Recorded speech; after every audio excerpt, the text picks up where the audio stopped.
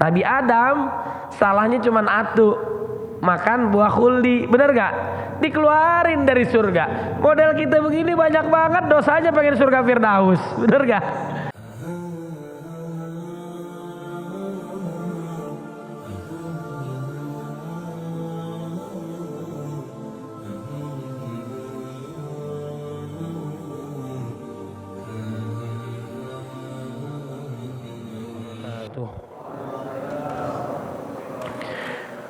Alhamdulillah Rabbil Alamin. Asyhadu an la ilaha illallah wahdahu la syarika lah. Wa asyhadu anna Muhammadan abduhu wa rasuluh. Allahumma salli wa sallim wa barik ala sayyidina Muhammadin wa ala alihi wa ashabihi wa insya Allahu man tabi'ahu bi ihsanin ila yaumiddin. Rabbi a'udzu bika min hamazati syayatin wa a'udzu bika rabbi an yahdurun. Amma ba'd. Faqala Allah Ta'ala fil Qur'anil Karim, a'udzu billahi minasy syaithanir rajim. Bismillahirrahmanirrahim. Ya ayyuhalladzina amanu taqullaha haqqa tuqatih wa la tamutunna illa wa antum muslimun. وقال النبي صلى الله عليه وسلم ومن سلك طريقا يلتمس فيه علما سهل الله له به طريقا إلى الجنة. رواه مسلم. صدق الله العظيم وصدق رسوله النبي الكريم ونحن على ذلك من الشاهدين. Alhamdulillah, segala puji hanya milik Allah Subhanahu wa taala yang telah memberikan kita nikmat iman, nikmat Islam, sehat wal afiah, panjang usia dalam ketaatan pada Allah Subhanahu wa taala. Mudah-mudahan amal ibadah kita pada malam hari ini semua diterima oleh Allah Subhanahu wa taala. Dan tidaklah kita meninggalkan masjid yang mulia ini kecuali Allah mengampuni segala dosa-dosa kita. Salawat serta salam marilah kita curahkan kepada baginda Nabi Muhammad sallallahu alaihi wasallam yang telah membawa kita dari zaman kegelapan menuju cahaya Islam, minadh dhulumati ilan nur. Ma'asyiral muslimin rahimakumullah, jamaah Masjid Al-Hijrah yang dimuliakan oleh Allah Subhanahu wa taala, mudah-mudahan kita senantiasa hijrah menuju yang lebih baik lagi. Barang siapa yang tahun ini sama dengan tahun yang lalu, dia termasuk orang yang merugi. Barang siapa yang tahun ini lebih buruk daripada tahun yang lalu, termasuk orang-orang yang celaka. Barang siapa yang tahun ini lebih baik daripada tahun lalu, termasuk orang-orang yang beruntung. Mudah-mudahan kita termasuk manusia yang beruntung. Amin ya rabbal alamin. Kita sudah memasuki bulan Sya'ban. Bulan Sya'ban. Bulan Sya'ban kata baginda Nabi Muhammad SAW adalah syahrun yaghfulun nas. Bulan di mana banyak manusia lalai mengingat Allah Subhanahu wa taala. Imam kita tadi itu membaca surat An-Nur, diingatkan kita, boleh enggak kita dagang? Boleh enggak orang beriman bisnis? Boleh enggak? Orang beriman boleh kaya enggak? Boleh. Ini kelihatan orang kaya semua yang hadir nih. Amin. Enggak usah ngaku-ngaku susah ya, kelihatan ya. Mudah-mudahan kita kaya semua, bahagia dunia akhirat. Amin ya rabbal alamin. Kaya karena bisnisnya ya. Boleh kita iri sama orang kaya tapi dia dermawan. Rajulun atahullahu malan. Orang yang dikasih harta kemudian dia berbagi di jalan Allah Subhanahu wa taala. Bukan kaya doangan. Kalau kaya doangan kayak Qarun. Tadinya orang soleh, gak sabaran pengen kaya, akhirnya dia jadi kufur nikmat. Allah berikan nikmat, dia lupa Allah Subhanahu wa ta'ala. Itu manusia begitu tuh. Nauzubillah min zalik. Kemudian ya pentingnya kita boleh iri orang yang kaya namun dia dermawan, berbagi di jalan Allah Subhanahu wa taala. Nabi membentuk sahabatnya kaya-kaya, jangan dibilang sahabat Nabi itu miskin-miskin. Kaya, kaya. Siapa di antaranya? Mertua Nabi Muhammad SAW, Abu Bakar As-Siddiq. Kemudian Umar bin Khattab. Umar bin Khattab orang kaya tuh, dunia di tangannya bukan di hatinya. Orang kaya dia. Kekayaannya ini triliunan nih, sahabat-sahabat yang sebutkan nih. Umar bin Khattab radhiyallahu an, triliunan kekayaannya. Mirip-mirip Cristiano Ronaldo sekarang. Iya enggak Bang Nur, ya kan? Ronaldo transfernya aja 3,2 triliun. Benar enggak? Satu napas 104.000. 104.000 satu detik. Wow, berapa kali antum napas? 1 juta dia. Masya Allah, berkah nggak kira-kira? Ini luar biasa, usia boleh agak tuaan dikit tapi berkah dia. 38 tahun, ya beda nasib dengan kita. Followernya juga lebih dari 500 juta orang. Di Indonesia dikumpulin semua plus orang yang ada di India itu pengikutnya Cristiano Ronaldo. Luar biasa. Kekayaannya banyak, kemudian juga terkenal, followernya banyak. Oh, luar biasa. Makanya pentingnya orang beriman kaya tapi berbagi di jalan Allah Subhanahu wa taala. Umar bin Khattab pemberani, gahar, dia enggak, setan aja takut sama dia. Setan kalau ketemu Umar berpapasan, nyari jalan alternatif lain. Nih, setan ketemu Umar nih, minggir dia. Kalau setan ketemu kita, kata setan apa? Ini teman, ya. Ya kan? Setan godain orang yang imannya di atas rata-rata. Imannya di atas rata-rata. Model siapa? Nabi Adam alaihissalam, Nabi Yusuf alaihissalam. Bener gak? Imannya di atas rata-rata. Nah model kita begini, imannya di bawah garis kemiskinan, gak ada yang godain. Jangan kepedean kita digodain setan. Gak digodain aja roboh, bener gak? 5 menit lagi tidur nih. Bener, jangan bilang setan godain Anda, nggak ada yang godain. Pede banget. Setan godain yang imannya di atas rata-rata. Nabi lagi ngaji, setan datang godain, bener gak? Kalau ente nggak ada setan aja tidur. Lagi ngaji nih, tidur, zikir-zikir, nunduk-nunduk, lama-lama tidur, bangun-bangun subuh. Nah ini luar biasa. Nabi Adam alaihissalam, Nabi Yusuf alaihissalam, Nabi Muhammad SAW itu digoda sama setan, kuat imannya.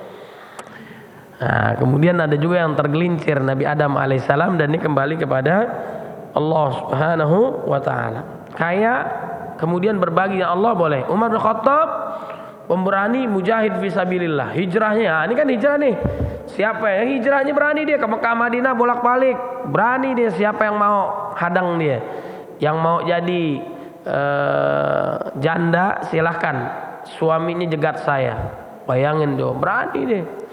Umar bin Khattab radhiyallahu an dulu membenci Nabi, mau membunuh Nabi, sekarang kuburannya di samping baginda Nabi Muhammad sallallahu alaihi wasallam. Makanya jangan ngeliat orang nih bau-baunya neraka nih mukanya nih, jangan.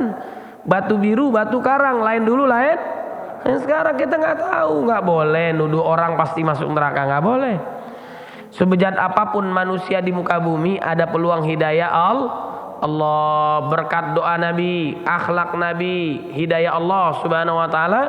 Umar bin Khattab radhiyallahu an mendapatkan hidayah dia. Alhamdulillahi rabbil alamin. Satu tuh Umar bin Khattab, tajir. Kemudian ada lagi Utsman bin Affan, kekayaannya triliunan. Ini sahabat kaya-kaya. Katanya mau neladani Nabi, mau ngikutin sahabat. Sahabat nih kaya-kaya nih. Utsman bin Affan kekayaannya triliunan. Infak sodakohnya jangan ditanya. Untanya, kudanya, sumurnya dikelola. Kalau Anda pernah umroh atau haji, di samping Masjid Nabawi ada hotel tuh dekat jalanan aspal ya. Itu ada hotel namanya Waqaf Utsman bin Affan, bayangin. Bahkan ada yang menyebutkan rekening Utsman bin Affan ada sekarang. Dikelola sumurnya, bisnisnya sampai sekarang. Makanya kalau harta orang soleh nggak bakal punah, hilang, nggak bakalan dia berkah. Datangnya dari Allah Subhanahu wa taala. Di total yang kelihatan secara zahir Berapa kekayaan Utsman bin Affan? Triliunan. Berapa dinyumbang buat kaum muslimin? Kalau syarat masuk surga model dia, nggak pantas kita masuk surga. Mau coba? Mau cobain nggak? Nih syarat masuk surga model Utsman bin Affan. Berapa banyak kita menyumbang di kotak infak noh? Kita cari duit yang paling lecak, yang nggak enak dilihat kita cemplungin, bener kan? Bener apa benar? Pernah nih coba, nih kita nggak usah jawab, dalam hati aja. Buat saya juga nih, kita udah pernah nyumbang ke orang 500.000 pernah nggak? Nggak usah jawab, kelihatan ya. 1 juta nyumbang dah, kemana kayak dah? 1 juta pernah, naikin lagi 10 juta pernah nggak? 100 juta pernah nggak? Lihat 100 juta pernah nggak? Itu masalahnya. Lihatlah orang kita apa namanya teller ya, petugas bank. Nah apa namanya teller. Nah apa lagi berikutnya naikin lagi 200 juta. Udah nggak kebayang dah tuh mimpi apa gitu ya. 1 miliar nyumbang 1 miliar pernah nggak? Nggak usah jawab ya, udah kelihatan nih ya. 1 miliar kira-kira berapa nyumbangnya Utsman bin Affan? Dikalkulasikan, dirupiahkan, dan itu yang kelihatan 250 miliar. Bayangin coba, syarat masuk surga harus infak model Utsman bin Affan. Bisa nggak kita? Nggak pantas, rasa-rasanya model kita begini masuk surga, benar nggak? Nabi Adam salahnya cuma atu, makan buah khuldi, benar nggak? Dikeluarin dari surga. Model kita begini banyak banget dosanya pengen surga Firdaus, benar nggak? Kadang-kadang ente kadang-kadang ya kan, kalau bukan karena rahmat Allah model kita begini kagak bakal masuk surga, benar nggak? Mudah-mudahan Allah rahmatin kita, amin ya rabbal alamin. Itu Utsman bin Affan radhiyallahu an, luar biasa. Model Utsman bin Affan lagi, dia berinteraksi dengan Qur'annya gimana coba? Bagaimana dia berinteraksinya dengan Quran? Menghatamkan Al-Quran dalam kondisi sholat. Menghatamkan Quran dalam kondisi sholat. Sama kayak kita. Kita baca Al-Ikhlas, Al-Falaq, An-Nas 3 kali ngulang, khatam udah. Karena sepertiga Quran kali 3 kelar, ya gak? Beda dengan Utsman bin Affan, dibaca dari Al-Fatihah sampai An-Nas dalam kondisi sholat. Sanggup gak kita? Model-model kita begini gak sanggup, bener gak? Imam baca lamaan dikit kita udah meriang, bener gak nih? Udah batuk aja. Kalau kita imam nih udah kode, udah jamaah haho, ya kan? Memang nggak boleh panjang-panjang saat sholat wajib. Sholat sunnah boleh panjang sendirian ya. Udah panjang sholat nih, bener gak? Dilupa belum wudu ya. Ulang lagi. Posisi tahiyat buang angin ya, bubar dah ya. Nah ini kira-kira begitu ya. Utsman bin Affan lebih baik dia melanjutkan, baca Qur'annya ketimbang menangkis orang yang ingin menebas kepalanya. Dia lagi Quran, ini lagi baca Quran, mau ditebas kepalanya, dia lebih baik melanjutkan bacaan Qur'annya ketimbang ditangkis orang yang ingin membunuh dia. Karena saking cintanya dengan Quran, masya Allah, dia sebagai menantu Nabi Muhammad SAW. Tadi mertuanya, kemudian mantunya, gimana nabinya, bayangin coba ya. Kemudian tarik lagi ada sahabat namanya Abdurrahman bin Auf. Abdurrahman bin Auf sama kekayaannya triliunan juga. Dan bukan hasil korupsi ya, bukan hasil korupsi. Beneran deh. Abdurrahman bin Auf kekayaannya luar biasa. Kata Nabi Muhammad SAW, kamu termasuk sahabat nanti yang masuk surganya paling lama. Kenapa? Karena hartanya banyak. Bener gak? Orang yang miskin gampang dihisapnya. Apaan yang mau dihisap? Bener gak? Ya ini orang gak punya duit, kata malaikat lewat masuk surga. Kabar gembira nih, dalam kitab Riyadhus Shalihin dijelaskan penghuni surga banyakan orang susah. Alhamdulillah. Seneng gak kita? Hiburan aja buat kita nih, ya kan? Jadi bahagia kita jadi orang susah. Penghuni surga banyakan orang susah. Orang fakir miskol, fakir kuota, orang susah, bener gak? Fakir miskin banyak yang di dalam surga. Tapi saat diuji dengan kesulitan dia sabar, gak ngeluh dia. Justru yang banyak masuk dalam neraka adalah orang yang sombong. Tuh orang yang dimasukkan ke dalam nerakanya Allah. Nauzubillah min zalik. Makanya orang yang ringan hartanya nggak banyak, gampang masuk surganya. KPK coba, kan ngecek, BPK ngecek harta orang, ya kan? Lama dicek, hartanya banyak. Lah model kita gini bablas, ya kan? Lewat. Angin doang lah kira-kira gitu. Makanya pernah gak kita doa gini, Allahumma ahyini miskinan, hidupkan aku seperti orang miskin. Pernah gak kita doa kayak gitu? Saya yakin gak ada yang pernah. Gak pernah memanjatkan aja rasa-rasanya kayak dikabulin. Ya. Nah ini akhirnya Abdurrahman bin Auf setelah Nabi sampaikan begitu, dia bertekad, dia buang hartanya di jalan Allah, berbagi hartanya di jalan Allah Subhanahu wa taala. Salah satu ceritanya dulu saat terjadi masalah, ya, kurma pada saat itu banyak kurma kaum muslimin, para pedagang sahabat yang apa namanya? Yang busuk nih. Kemudian nggak ada yang beli dong, ya kan? Karena Abdurrahman bin Auf mau sedekah, seluruh kurma sahabat Nabi para pedagang dibeli semuanya. Masya Allah, dibeli itu bahagia deh. Dia bisa ngeluarin duitnya, habis-habisan dikeluarin. Kenapa? Supaya hisapnya gampang. Khadijah orang yang paling kaya, orang tajir, owner, pengusaha, ya enggak?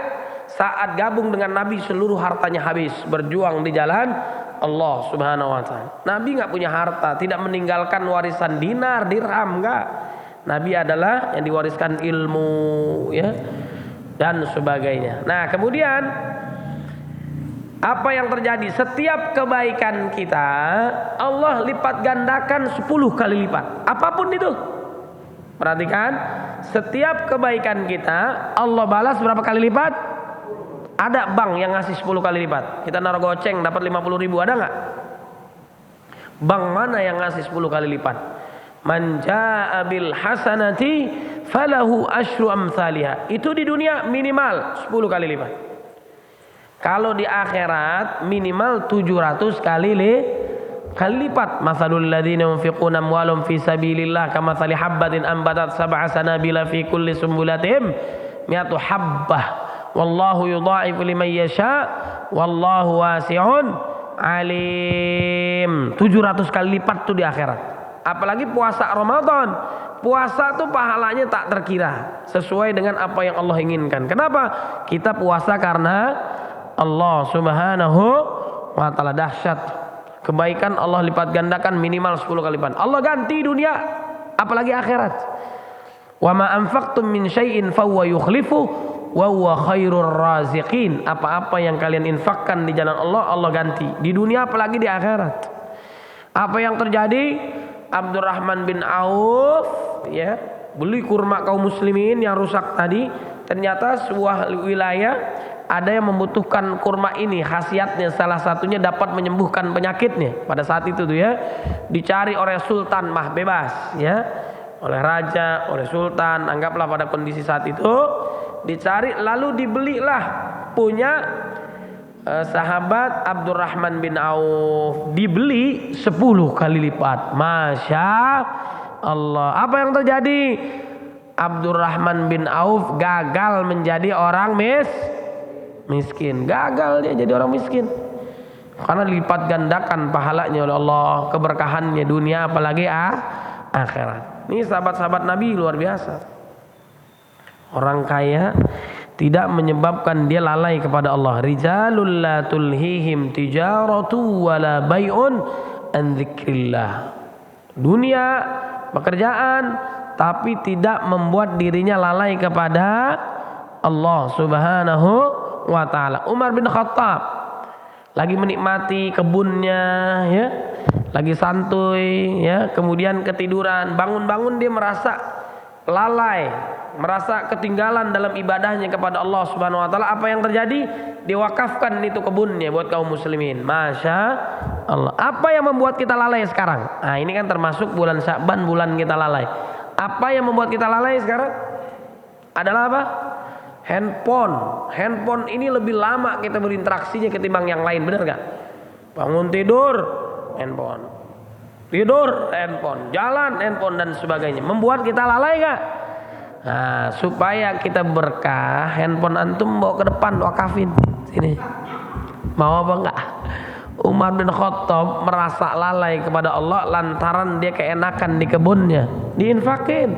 Yang membuat kita lalai apa nih? Handphone, bawa ke depan, infakin buat Masjid Al-Hijrah. Amin. Nggak ada yang aminin nih. Ya, inilah bedanya kita dengan sahabat Nabi. Bedanya sedikit. Mereka makannya sedikit, minumnya sedikit. Kalau kita sedikit-sedikit makan, sedikit-sedikit minum. Bedanya sedikit. Nah, itu hebatnya. Jamaah yang dimuliakan oleh Allah Subhanahu wa taala, mudah-mudahan kita dijauhkan dari sifat lalai. Sifat lalai ini di bulan Sya'ban supaya kita beruntung. Manusia yang beruntung, yaghfulun nas, orang banyak yang lalai di bulan Sya'ban.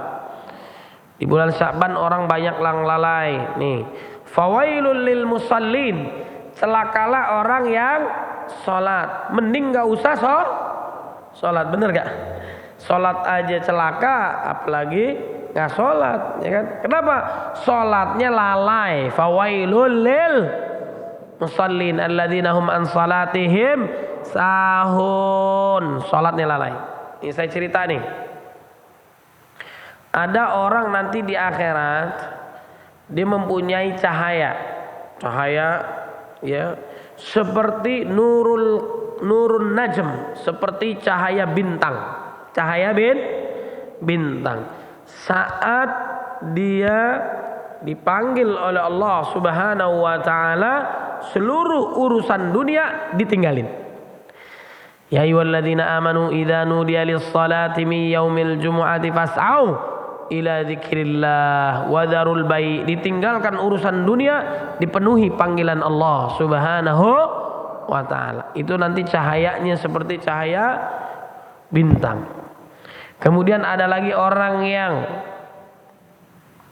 diberikan cahayanya seperti nurul qamar, cahaya bulan di akhirat nanti, yaitu saat orang dipanggil oleh Allah melalui muazin, hayya 'alas shalah, hayya 'alal falah, dia sudah urusan dunia dan dia sudah dalam keadaan berwudu, dalam keadaan suci dia. Ninggalin urusan dunia, sudah dalam keadaan berwudu, dalam keadaan suci. Ada lagi best of the best, terbaik, nurus syams, cahaya matahari. Lantaran apa? Seorang muazzin memanggilnya, pada hakikatnya Allah Subhanahu wa taala memanggilnya, dia sudah tinggalkan dunia, sudah dalam keadaan berwudu dan sudah berada di dalam masjid menantikan waktu-waktu azan. Masya Allah, luar biasa. Mudah-mudahan kita termasuk bagian daripada itu. Amin ya rabbal alamin. Kalau Anda pernah umroh atau haji di Masjidil Haram, Masjid Nabawi, itu azan subuhnya 2 kali. Benar gak?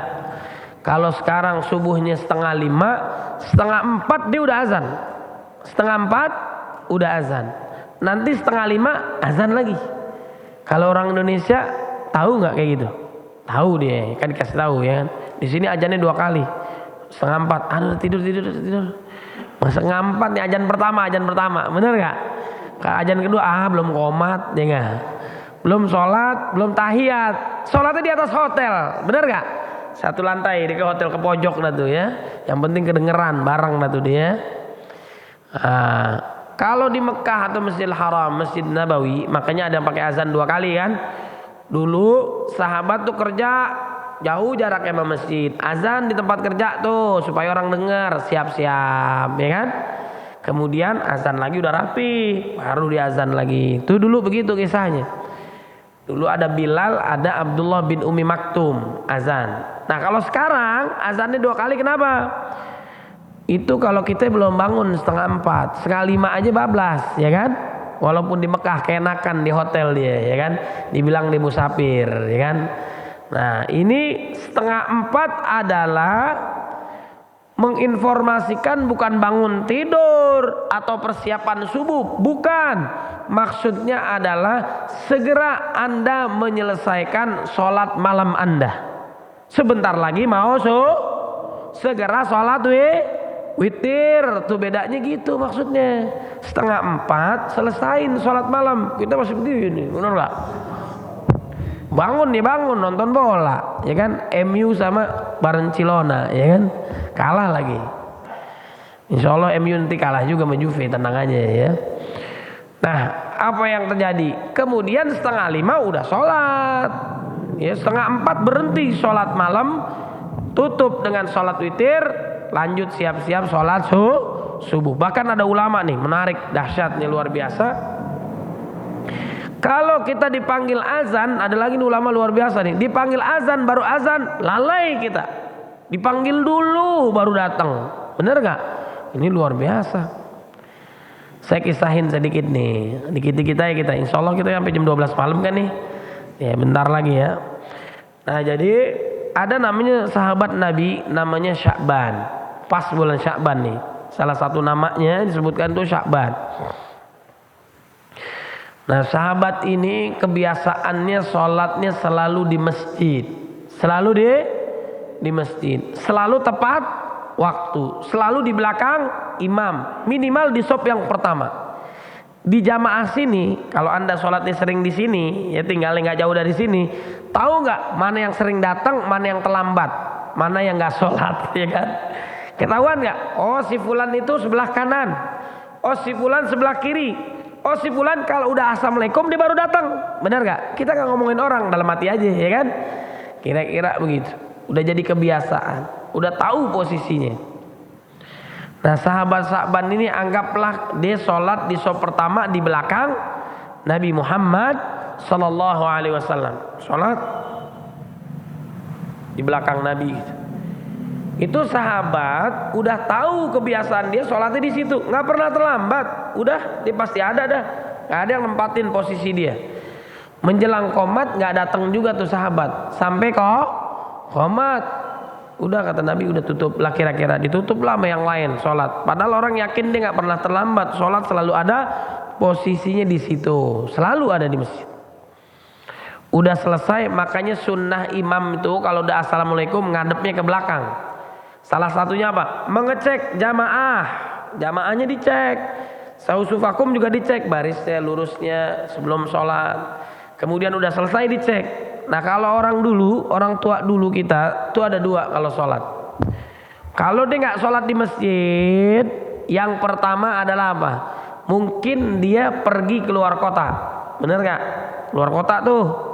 Yang kedua atau dia sakit, Makanya kalau ada jamaah yang nggak pernah sholat, kita jangan suuzon. Ya, yang pertama mungkin dia keluar kota, atau yang kedua dia sakit. Ada jamaah yang malas sholat, ada nggak? Ada nggak yang malas sholat? Gampang caranya, jangan diomelin, jangan dimarahin. Bawain buah pengurus masjid, bener nggak? Bawain buah ke rumahnya. Assalamualaikum, salam. Ketemu Pak Haji, nih saya bawain buah nih. Masya Allah, repot-repot banget. Iya, kirain Pak Haji sakit kali. Ya, udah lama nggak ke masjid. Kirain sakit, sehat Pak Haji? Alhamdulillah. Besok dia ke masjid gak? Ke masjid dia, kirain sakit. Kalau kita dulu makan ayam pilihannya dua.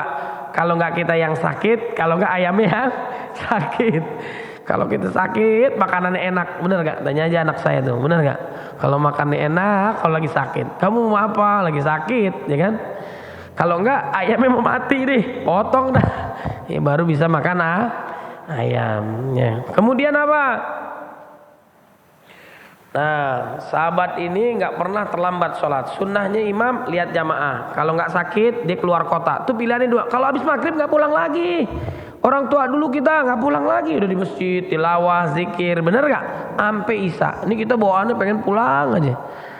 Nah, maghrib isya berarti maghrib itu istimewa, waktunya istimewa nih. Jangan disia-siain, zikir, baca Quran dan sebagainya. Nah, akhirnya kata Nabi, ayo kita cek rumahnya Sya'ban nih. Dia kenapa nggak ke masjid? Nggak pernah dia begini nih. Mungkin ada suatu hal. Baik, bareng-bareng sama sahabat berangkat ke rumahnya Sya'ban.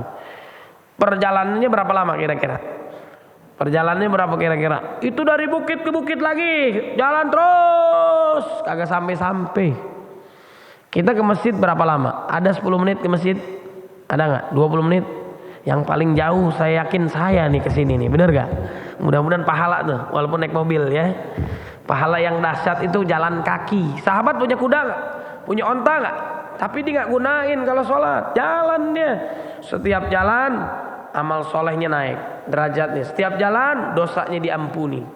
Menjadi saksi amal ibadahnya, masya Allah, makin jauh makin besar pahalanya. Nah, apa yang terjadi? Ternyata rumahnya ini jauh banget, nggak pernah terlambat sholat. Bayangin, rumahnya itu kira-kira kalau dihitung-hitung pakai waktu 3 jam. Pernah kita sholat 3 jam? Wah, mundur dah kita belum ini, ya kan? 3 jam sholat jalannya, nggak pernah terlambat. Bayangin coba, sampailah rumahnya. Sebelum nyampe, dicabutlah nyawanya sahabat Sya'ban ini oleh Allah Subhanahu wa ta'ala. Ternyata dia sakit, ya, makanya sholat tuh nggak boleh tinggalin. Kemarin kan bulan Rajab, peringatan Isra Mi'raj. Di antara hikmahnya adalah apa? Sholat nggak boleh ditinggalin. Kalau nggak diri, nggak bisa diri, duduk. Nggak bisa duduk, tiduran. Nggak bisa tiduran, pakai isyarat, membayangkan. Nggak bisa juga, sholatin, ya kan? Disolatin kalau nggak bisa udah. Ke masjid enaknya sendirian apa rame-rame? Ke masjid enaknya sendirian apa rame-rame? Rame-rame, digotong ya, digotong. Nggak mau sholat, ujung-ujungnya disolatin. Nggak mau pakai jilbab, ujung-ujungnya dijilbabin tuh perempuan, bener gak? Pas mau mati dia coba jilbab. Ada nenek-nenek ngelarang orang ke masjid taklim, bener gak? Ada kayak gitu. Nggak boleh pengajian, nanti anaknya terlantar. Memang kadang-kadang kalau udah usia segitu tuh lagi lucu-lucunya, ya. Ntar nggak dia ngajiin kalau dia mati, bener gak? Ngaji lah. Nggak mau sholat, ntar disolatin. Nggak mau pakai jilbab, ntar dijilbabin. Nggak mau ngaji, ntar ngajiin sama orang, bener gak? Nauzubillah min zalik. Nah, kemudian sampailah Nabi Muhammad SAW. Kemudian istrinya cerita, wahai Nabi, saya nggak ngerti nih. Dia ngomong apa nih? Ya kan? Jangan sampai kayak jamaah cerita aja nih ya. Anda itu kalau dari rukun Yamani ke Hajar Aswad lagi tawaf 7 kali. Bacanya apaan yang populer? Rabbana atina fid dunya hasanah wa fil akhirati hasanah wa qina adzabannar. Ada cerita doang nih. Pada saat dia tawaf, dia bacanya Rabbana atina fid dunya hasanah wa fil akhirati Fatimah wa qina azabannar. Ternyata istrinya dua, Hasanah dan Fatimah. Jangan mimpi-mimpi ngigo-ngigo manggil nama istri orang lagi ya. Bukan itu ceritanya, bukan. Wahai Nabi, saya nggak ngerti nih dia ngomong apaan. Nabi juga dapat dari wahyu dari Allah Subhanahu wa taala informasinya. Ada 3 hal yang diungkapkan. Makanya orang yang wafat, tabir yang belum pernah dilihat dibuka oleh Allah Subhanahu wa taala. Anda udah pernah ngerasain belum? Kalau udah ngerasain, bentar lagi berarti ya. Saya belum pernah ngerasain. Tabir yang ditutup selama ini Allah buka tuh. Ada 3 yang diungkapkan oleh dia. Seandainya lebih jauh, seandainya lebih banyak, seandainya lebih baru, seandainya semuanya. Ini ngomong apa ini orang? Suaminya ngomong begitu. Akhirnya baru meninggal dunia. Kemudian disampaikan oleh Nabi, lalu Nabi menyampaikan dengan izin Allah Subhanahu wa taala. Dia mengungkapkan itu kenapa? Ternyata Allah Subhanahu wa taala membuka tabirnya yang enggak pernah dilihat. Apa itu? Dia ungkapkan pertama, seandainya lebih jauh. Seandainya lebih jauh. Kenapa?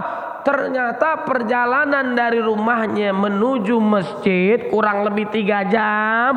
Itu pahalanya banyak banget. Masya, anggap 1 gunung emas. Ya Allah, tahu begini nih 8 jam mana jalan, bener gak? 8 jam ya. Jangan ke sini dulu, kita ke Monas ke mana dulu, ke Bandung baru al-hijrah ya. Habis itu sholat lewat waktunya ya kan. Ini perjalanan ini luar biasa. Pahalanya gede, makanya jangan ngeremehin pahala. Kita beriman nggak pada yang gaib? Pahala kita yakin nggak? Yakin, udah Allah yang atur. Faman ya'mal mithqala dzarratin khairan yarah wa man ya'mal mithqala dzarratin syarran yarah. Banyak sedikit Allah balas kebaikan atau keburukan. Pahalanya luar biasa, banyaknya dahsyat. Masya Allah. Yang kedua, dibuka lagi tabir oleh Allah Subhanahu wa taala, seandainya lebih baru pakaiannya.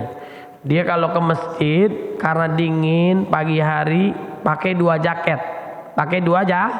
Jaket yang jelek di luar, yang cakepan bagusan baruan di dalam. Dia ngelihat orang kedinginan kemudian dilepas jaket yang luar dikasih itu orang lain. Ternyata pahalanya Masya Allah, seandainya lebih baru, tahu begini pahalanya 2 gunung emas nih, miliaran Allah kasih nih, ya Allah seandainya saya kasih itu yang bagusan yang ada di dalam. Makanya orang beriman, orang soleh, orang bertakwa, dia menyesal. Tuh, orang bertakwa aja menyesal, orang soleh aja menyesal, merasa tidak mengoptimalkan amal soleh di dunia. Maksudnya gitu. Apalagi orang kafir munafik, nauzubillah min, ya Allah pahalanya gede banget, jangan hitung-hitung dah, Allah berikan kebaikannya begitu banyak. Yang ketiga, seandainya semuanya, ada orang ketuk pintu minta bantuan, dia lapar ya, dia punya roti, anggaplah roti makanan, dikasih orang setengah nih dibelah, nah setengah buat dia, setengah buat dirinya. Kemudian pahalanya dahsyat Allah berikan, anggap 3 gunung emas. Ya Allah, tahu begini semuanya saya berikan kepada orang lain. Masya Allah, ini luar biasa.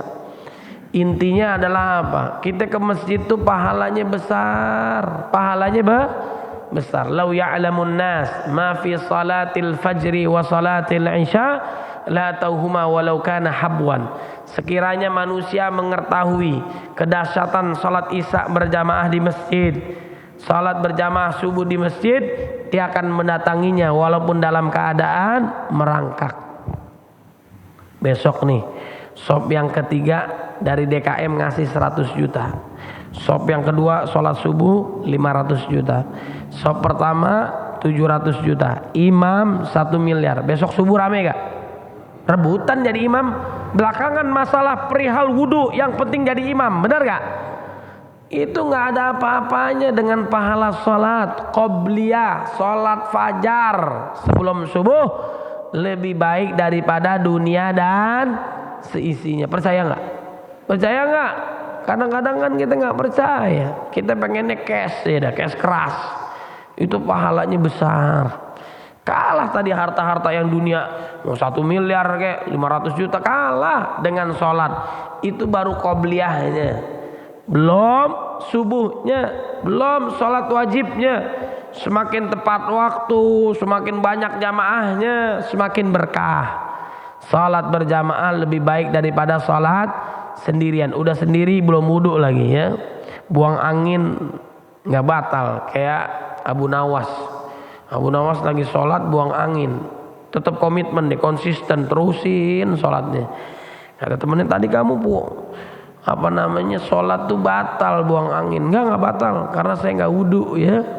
Nah ini kacauan lagi nih, cerita doang tuh. Kalau orang sholatnya benar, seluruh amalnya bagus, hajinya, puasanya, zakatnya, semuanya bagus. Kayak hati bagus, seluruh tubuhnya bagus. Lisannya bagus, seluruh anggota tubuhnya bagus. Ibadah sholatnya bagus, semuanya bagus.